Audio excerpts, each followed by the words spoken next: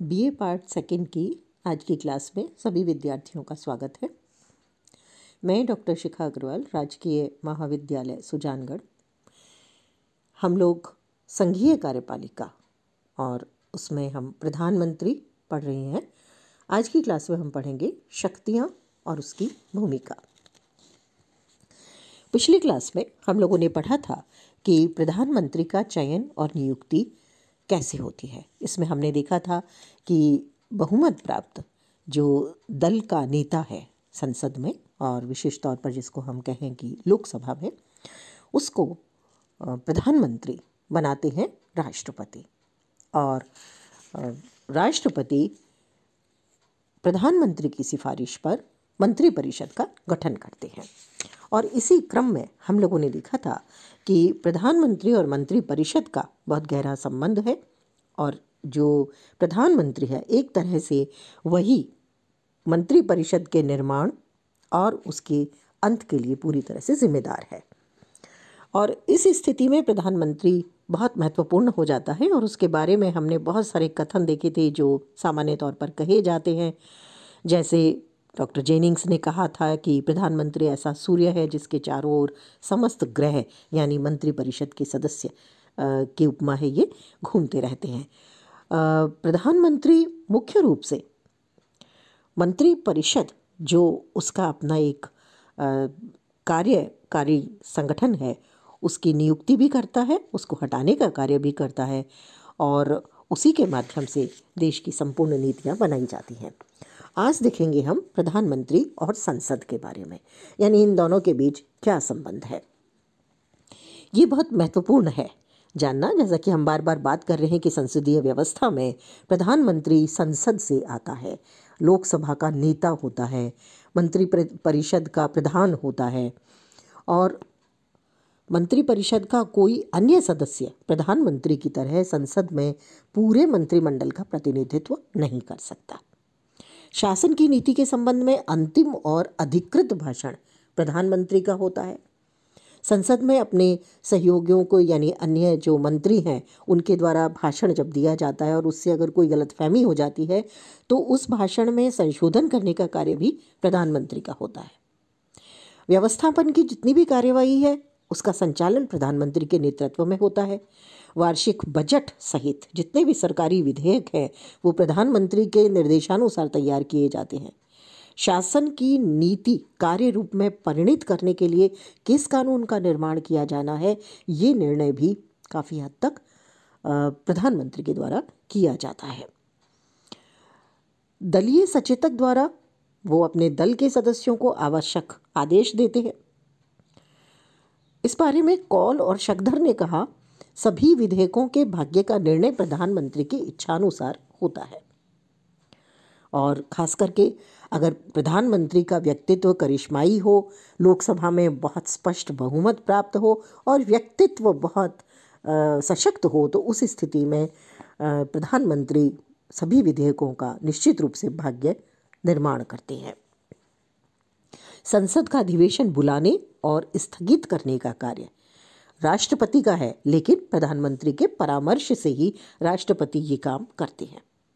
और एक बहुत महत्वपूर्ण शक्ति है प्रधानमंत्री की, और वो है लोकसभा को विघटित करने की शक्ति। यानी लोकसभा को विघटित करने की सलाह वो राष्ट्रपति को दे सकते हैं। हालांकि राष्ट्रपति का कार्य है, लेकिन इच्छानुसार प्रधानमंत्री के ये कार्य होता है। प्रधानमंत्री अपनी इस शक्ति के आधार पर लोकसभा को अपनी इच्छानुसार कार्य करने को बाध्य भी कर सकता है। इस तरह से बहुत महत्वपूर्ण संबंध है प्रधानमंत्री और संसद का, और हम देख रहे हैं कि प्रधानमंत्री की स्थिति बहुत मजबूत है, क्योंकि वो संसद में लोकसभा जो लोकप्रिय सदन है उसका नेता है, और इसलिए सामान्य तौर पर बहुमत प्राप्त दल का नेता होने के कारण उसके द्वारा प्रस्तुत विधेयक भी आसानी से पारित हो जाते हैं। अब आते हैं प्रधानमंत्री और राष्ट्रपति के रूप में किस तरह से शक्तियां हैं प्रधानमंत्री की और क्या भूमिका है इनके संबंध में। हम लोगों ने शुरू में देखा था कि अनुच्छेद 78 में प्रधानमंत्री के 3 कर्तव्य बताए गए हैं।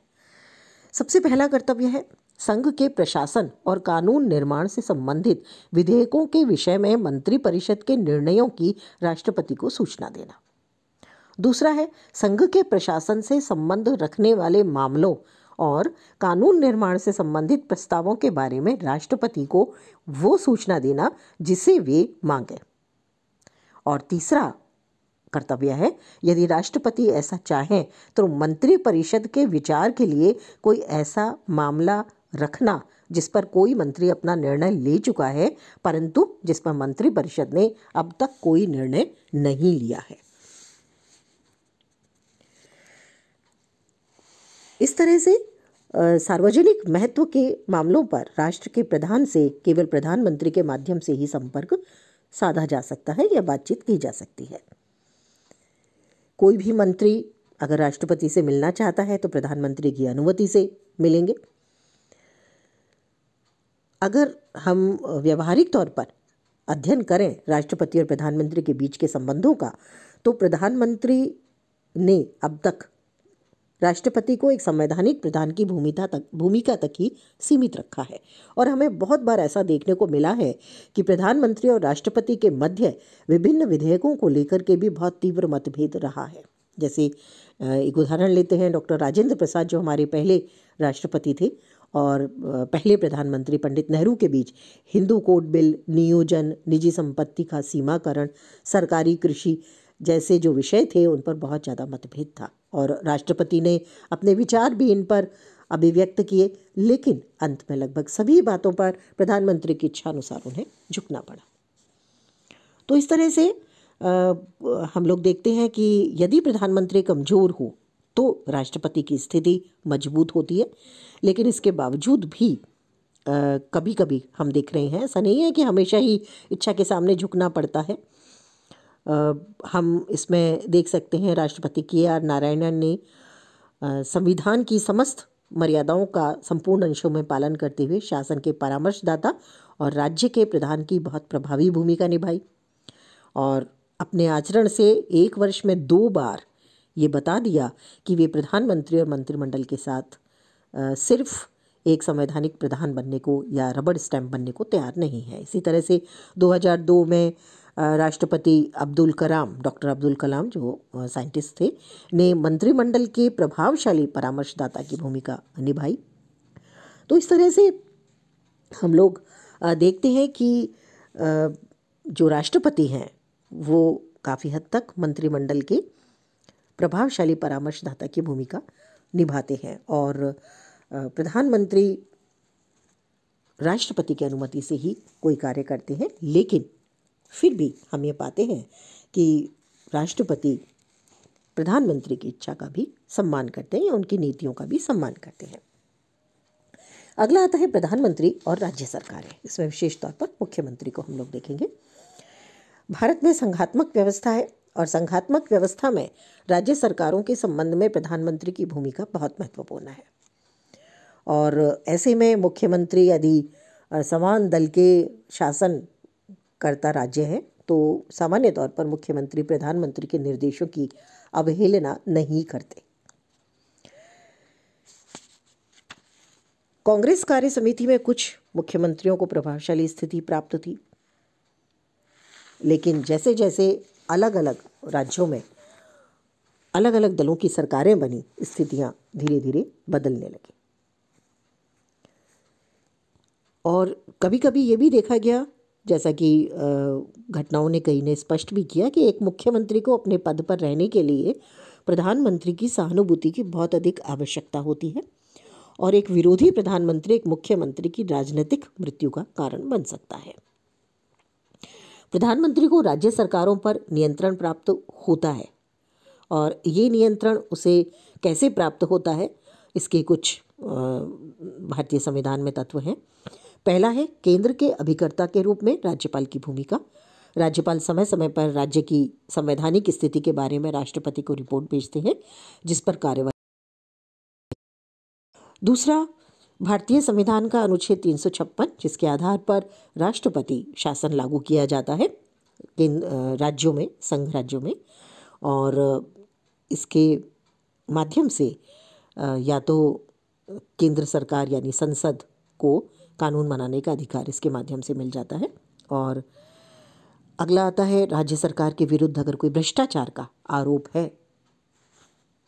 तो ऐसी स्थिति में जांच आयोग की स्थापना केंद्र के माध्यम से की जाती है। और अगली बात आती है जो बहुत महत्वपूर्ण है कि संघीय व्यवस्था भारत में है, जैसा हम बार बार बात कर रहे हैं, तो ऐसे में राज्य सरकार केंद्र पर वित्तीय रूप से बहुत ज़्यादा निर्भर है।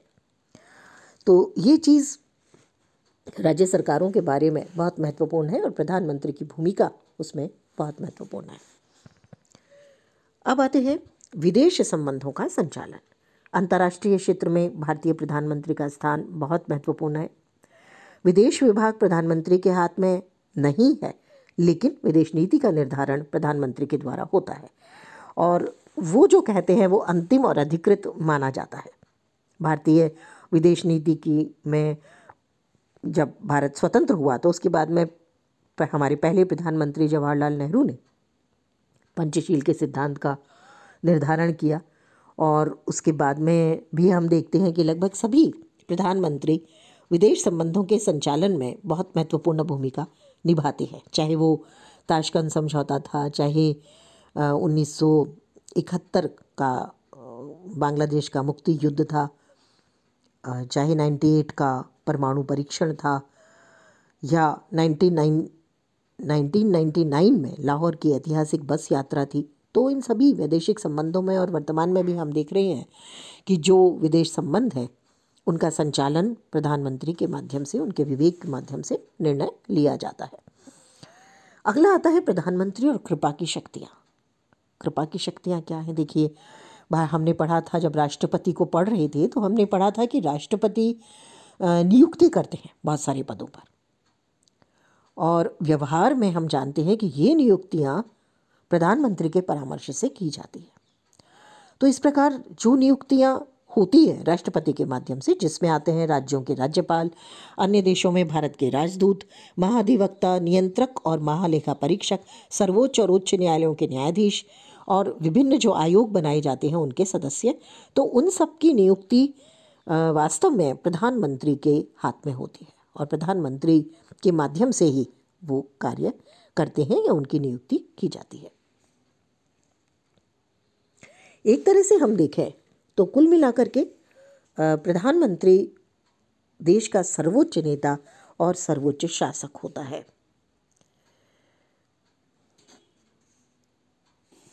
उसी के माध्यम से व्यवस्थापिका में आवश्यक कानून बनते हैं, संविधान में संशोधन उसी के निर्देश पर होते हैं, और राष्ट्रपति द्वारा जो नियुक्तियां हों या कार्य होते हैं उसमें भी पूरी तरह से प्रधानमंत्री का परामर्श होता है।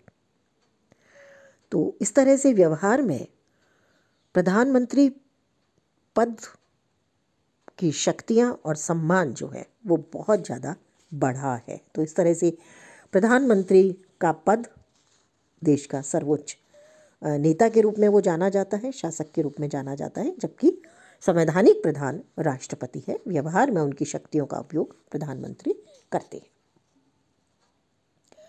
अब देखते हैं प्रधानमंत्री की वास्तविक स्थिति क्या है। प्रधानमंत्री की बहुत शक्तियां हैं, जैसा अभी हमने देखा। सबसे महत्वपूर्ण बात जो उसकी वास्तविक स्थिति को निर्धारित करने के लिए है, उसमें या हम कहें कि निर्धारक तत्व जो उसकी वास्तविक स्थिति को बताते हैं, उसमें सबसे पहली बात यह है कि प्रधानमंत्री जिस दल से हैं उस दल को लोकसभा और राज्यसभा में कैसी स्थिति प्राप्त है। अगर पूर्ण बहुमत प्राप्त दल है तो उस स्थिति में राष्ट्रपति की स्थिति बहुत मजबूत और सशक्त होगी। अगर एक दल प्रधान है तब भी बहुत मजबूत होगी और वास्तविक प्रधान के रूप में कार्य करेगा। लेकिन अगर मिलीजुली सरकार है और बाहरी समर्थन से या अल्पमत सरकार का नेतृत्व कर रही है तो प्रधानमंत्री की स्थिति बहुत कमजोर हो जाएगी। दूसरा है प्रधानमंत्री का स्वयं का व्यक्तित्व। जैसा कि ब्रिटिश प्रधानमंत्री के बारे में लॉर्ड ऑक्सफोर्ड और स्क्विथ ने कहा, प्रधानमंत्री का पद वैसा ही बन जाता है जैसा कि उसका अधिकारी उसको बनाना चाहता है। तो अगर प्रधानमंत्री का व्यक्तित्व प्रभावशाली है तो निश्चित रूप से ये पद बहुत प्रभावशाली रूप से काम करता है।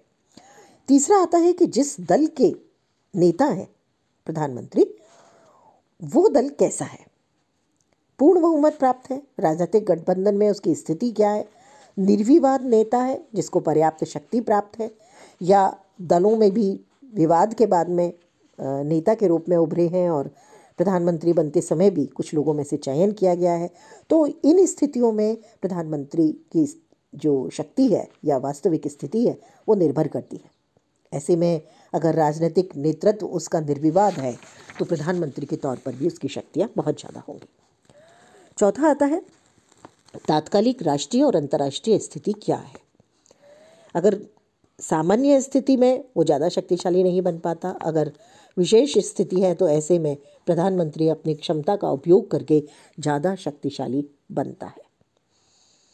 घरेलू अगली बात आती है कि घरेलू और वैदेशिक क्षेत्र की व्यावहारिक राजनीति में प्राप्त सफलता या असफलता प्रधानमंत्री को बहुत मजबूत बनाती है। जैसे 1971 में पाकिस्तान की हार के बाद में, या 1965 में पाकिस्तान की हार के बाद में प्रधानमंत्री, 1965 की हार के बाद में शास्त्री जी, और 1971 की हार के बाद में श्रीमती इंदिरा गांधी की स्थिति बहुत मजबूत हो गई। इसी तरह से हम देखते हैं कि वर्तमान सरकार भी जो कारगिल विजय है या सर्जिकल स्ट्राइक है उसके बाद में काफ़ी मजबूत स्थिति में उभरी है। तो इस तरह से प्रधानमंत्री की जो स्थिति है वो काफ़ी हद तक राष्ट्रीय और अंतर्राष्ट्रीय स्थितियों में किस तरह से उन्होंने निर्णय लिए, किस तरह से सफलता पाई, उस पर भी बहुत कुछ निर्भर करती है। अगर हम देखें मोटे तौर पर तो सामान्यतः केंद्र में एक दलीय सरकार होने पर प्रधानमंत्री को शक्तिशाली स्थिति प्राप्त होती है, लेकिन अगर मिली जुली या गठबंधन सरकार है तो प्रधानमंत्री की स्थिति कमजोर हो जाती है। मंत्रिमंडल और संसद में क्या संबंध है? दो रूपों में इसका हम अध्ययन करते हैं। पहला है सैद्धांतिक दृष्टि से और दूसरा है व्यवहारिक दृष्टि से। सबसे पहले देखेंगे सैद्धांतिक दृष्टि से। सैद्धांतिक दृष्टि से अगर हम देखें तो भारत में संसदीय व्यवस्था है। कार्यपालिका और व्यवस्थापिका में बहुत गहरा संबंध है, क्योंकि मंत्रिमंडल आवश्यक तौर पर व्यवस्थापिका में से लिया जाता है। और उत्तरदायित्व की अगर हम बात करें तो मंत्रिमंडल व्यवस्थापिका के प्रति यानी संसद के प्रति उत्तरदायी है, जो मोटे तौर पर हम कहें तो लोकसभा के प्रति उत्तरदायी है, और उसी की इच्छानुसार वो कार्य करता है जब तक कि उसे लोकसभा में बहुमत का विश्वास प्राप्त है। संसद के माध्यम से मंत्रिमंडल पर बहुत सारे नियंत्रण लगाए जाते हैं।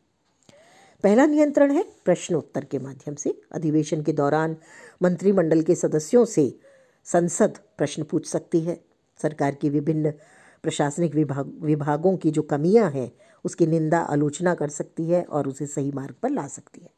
दूसरा है काम रोको प्रस्ताव। यदि प्रशासन के किसी भी क्षेत्र में कोई गंभीर घटना हो जाए तो प्रत्येक संसद सदस्य को अधिकार है कि वो सदन में इस आशय का प्रस्ताव रखे कि पहले से चले आ रहे सभी विषयों पर विचार स्थगित कर इस गंभीर घटना पर विचार करें। इसे काम रोको प्रस्ताव कहा जाता है।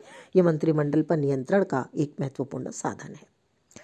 तीसरा आता है विधेयक की स्वीकृति या अस्वीकृति। संसद को अधिकार है कि वो मंत्रिमंडल के सदस्यों द्वारा प्रस्तावित किसी भी विधेयक या नीति को अस्वीकार कर दे। यदि ये अस्वीकृति लोकसभा की तरफ से है तो मंत्रिमंडल को अपना त्यागपत्र देना पड़ता है। अगला नियंत्रण बहुत महत्वपूर्ण है, यह है बजट पर कटौती। मंत्रिमंडल संसद में आय व्यय का ब्यौरा रखते हैं, बजट प्रस्तुत करते हैं और मंत्रिमंडल पर बजट पर पूर्ण अपना नियंत्रण रखता है। और यदि लोकसभा बजट में किसी प्रकार का कोई कटौती का प्रस्ताव लाती है या कटौती करती है तो इसका अर्थ सीधे सीधे होता है मंत्रिमंडल के विरुद्ध अविश्वास का प्रस्ताव। तो इस तरह से ये नियंत्रण बहुत प्रभावी और कारगर है। अगला आता है प्रशासनिक जांच। संसद मंत्रिमंडल के जो कार्य है उसकी जांच के लिए जांच समिति स्थापित कर सकती है। सरकार के हिसाब किताब की जांच के लिए लेखा परीक्षक नियुक्त कर उसकी रिपोर्ट पर भी विचार कर सकती है। और एक और बहुत महत्वपूर्ण बात है, वो है अविश्वास का प्रस्ताव। लोकसभा सरकार के विरुद्ध यानी मंत्रिमंडल के विरुद्ध अविश्वास का प्रस्ताव ला सकती है जिससे सरकार को हटाया जा सकता है। तो इस तरह से सैद्धांतिक रूप से संसद मंत्रिमंडल के ऊपर बहुत ज़्यादा नियंत्रण रखती है। सिद्धांततः ये सब उस पर नियंत्रण है, और अगर मंत्रिमंडल के कार्य से संतुष्ट नहीं है तो अविश्वास प्रस्ताव पास करके मंत्रिमंडल को हटाया भी जा सकता है। लेकिन अगर हम व्यावहारिक दृष्टिकोण से देखें तो ये सभी बातें बहुत सत्य साबित नहीं होती। सैद्धांतिक दृष्टि से नियंत्रण है संसद का सीधा, लेकिन व्यावहारिक दृष्टि से अगर हम देखें तो मंत्रिमंडल संसद पर बहुत सारे तरीकों से नियंत्रण ला सकती है। पहला है, मंत्री संसद के बहुमत दल के महत्वपूर्ण सदस्य होते हैं और उनके पीछे संसद का बहुमत होता है। जो प्रधानमंत्री है वो लोकसभा यानी संसद के बहुमत दल का नेता होता है, इसलिए प्रधानमंत्री की नीतियों का समर्थन हमेशा संसद में मौजूद उस दल के सदस्य करते हैं। दूसरी बात आती है, संसद पर मंत्रिमंडल के नियंत्रण का एक बहुत महत्वपूर्ण साधन है दलीय अनुशासन, क्योंकि प्रधानमंत्री मंत्रिमंडल का प्रधान है और लोकसभा में बहुमत दल का नेता है, इसलिए जितने भी सदस्य हैं उस दल के उस नीति का समर्थन करने के लिए सामान्य तौर पर बाध्य हैं। अगर वो उसका विरोध करते हैं तो उनके खिलाफ अनुशासनात्मक कार्यवाही की जा सकती है। अगली बात आती है, व्यवहारिक दृष्टिकोण से देखें तो कानून निर्माण के क्षेत्र में विधेयक तैयार करने, प्रस्तावित करने और पारित कराने का कार्य मंत्रिमंडल के द्वारा किया जाता है।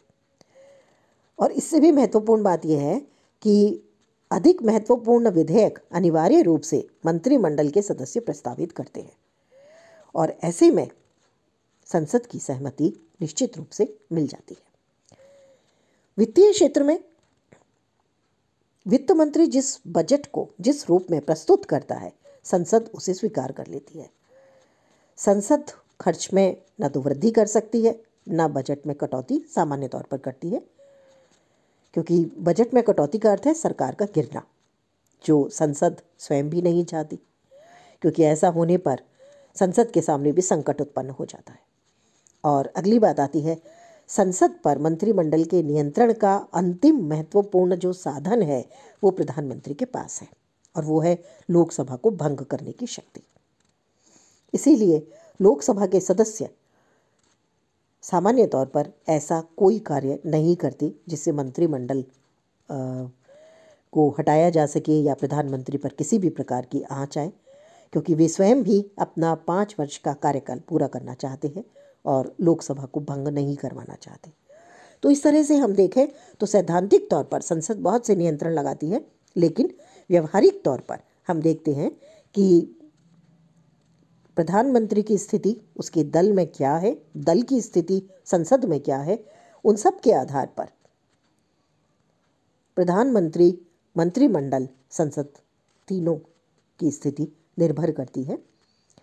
एक राजनीतिक दल का मंत्रिमंडल मिले जुले मंत्रिमंडल की अपेक्षा संसद के साथ अधिक शक्ति का परिचय देता है, और इस रूप में हम देखते हैं कि मंत्रिमंडल और संसद के आपसी संबंधों में सामान्यतया मंत्रिमंडल की स्थिति सुदृढ़ होती है। तो कुल मिलाकर के मंत्रिमंडल और संसद के आपसी संबंधों में मंत्रिमंडल की स्थिति सुदृढ़ है और वो शक्तिशाली तरीके से कार्य करता है।